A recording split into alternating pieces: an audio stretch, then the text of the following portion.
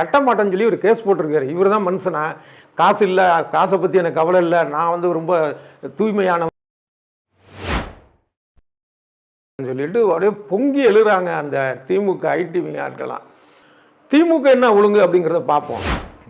Flakes 9 நேயர்களுக்கு வணக்கம். இப்போ சோசியல் மீடியா முழுக்க பார்த்தீங்கன்னா திமுக ஐடிவிங்க என்ன பண்ணுறாங்க, விஜய்க்கு வந்து 1.5 கோடி ரூபா அபராதம் போட்டிருக்கு வருமான வரித்துறை. அதை கட்ட மாட்டேன்னு சொல்லி ஒரு கேஸ் போட்டிருக்காரு. இவர் தான் மனுஷனா?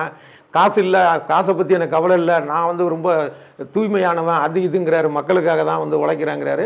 கவர்மெண்ட்டை ஏமாற்றி காசை வச்சுட்டு பதுக்கி வச்சிருக்கிறாருன்னு சொல்லிட்டு அப்படியே பொங்கி எழுறாங்க அந்த திமுக ஐடிவிங்க ஆட்களாம். எப்போ ராசாக்களா, இது வந்து வழக்கமான ஒரு நடைமுறை தான். ஒரு அபராதம் போட்டாங்கன்னா அதுக்கு தங்கள் பக்கம் நியாயத்தை சொல்லி கோர்ட்டில் கேஸ் போடுவாங்க, அதுக்கப்புறம் தீர்ப்பு வரும், அவ்வளோதான். சரி, இது ஒரு பக்கம் இருக்கட்டும். திமுக என்ன ஒழுங்கு அப்படிங்கிறத பார்ப்போம். பொன்முடி மேலே கேஸ் வந்துச்சுல, அவர் மனைவி மேலே கூட. அதுக்கு என்ன சொன்னாங்க திமுக தரப்பில்? இல்லை அவர் வந்து வருமான வரி கணக்கை காட்டுவதில் தாமதம் ஏற்பட்டு விட்டது அப்படின்னாங்க. தப்பித்தல் இது.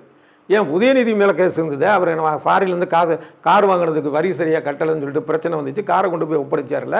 இதை விட கொடுமையான ஒரு விஷயம் என்னென்னா, துரைமுருகன் மேலே 2019 ரைடு வந்துச்சு அவர் சார்ந்த இடத்துலலாம். அவன் என்ன சொன்னாங்க, அவங்க வருமான வரித்துறையில் துரைமுருகனுடைய வழக்கு, திமுக வழக்கு, அறக்கட்டளை வழக்கு எல்லாம் ஒன்று சேர்க்கணுன்னாங்க. அதாவது இந்த கட்சியை ஒட்டுமொத்த கட்சி மேலே குற்றம் சாட்டுற மாதிரி. இல்லை அது வேண்டான்ட்டு இவங்க கோர்ட்டுக்கு போனாங்க. கோர்ட்டில் என்ன ஆச்சு ஏதாச்சுங்கிறதெல்லாம் விட்டுருங்க ராஜா. நான் கேட்குறது ஒரே விஷயந்தான். ஒரு விஜயோடைய ஒரு தனிப்பட்ட விஷயத்துக்கு சொல்கிறீங்களே, அது ஒட்டுமொத்த கட்சி மேலேயே வந்து குற்றம் சாட்டினாங்களே, அதுக்கு என்ன சொல்கிறீங்க? அதான் திமுக உருவாக்கின அறிஞர் அண்ணா அவர்கள் சொன்னது தான், ஒருத்தரை ஒரு விரலில் குற்றம் சாட்டினால் 3 விரல் உன்னை நோக்கி குற்றம் சாட்டும். திருந்துங்க, டீ வாங்கி தரேன். நன்றி, வணக்கம்.